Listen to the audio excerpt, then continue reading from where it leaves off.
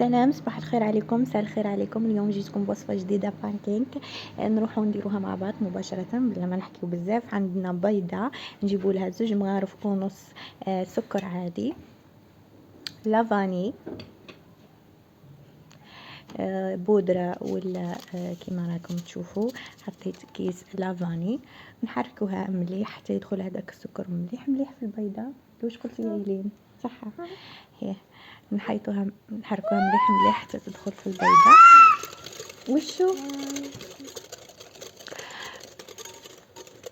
انا اليوم خليت الزوج تاعي راقد، حبيت ندير هذا وي يس يس يس يس يس ونزيدوا لها كاس تاع الحليب.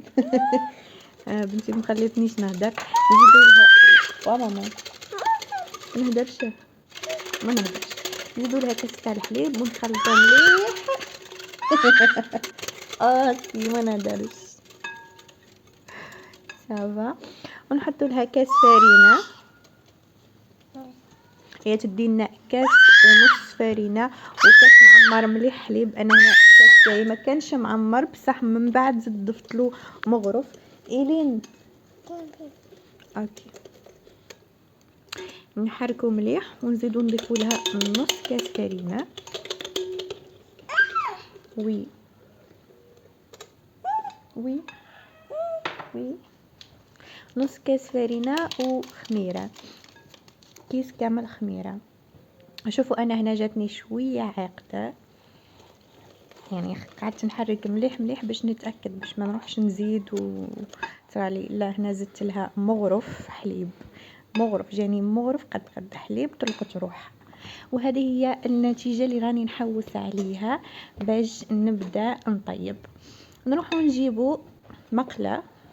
انا عندي المقله هذه مديرتها سبيسيال بانكيك وكريب المهم لا المقله تاعك كانت تلصق دهنها بزبده. انا المقله تاعي ما تلصق، تجي طول حطيتها تسخن ونقصت النار على خاطر كون تزيدي للنار شويه برك راح تحرق لك، يعني نقص للنار وبدا اقلي. هنايا كون تخليها تاني شوف دير لك النقاط هذوك تاع البغرير.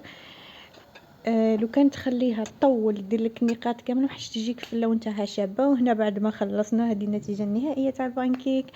ان شاء الله تنال اعجابكم وتشاو.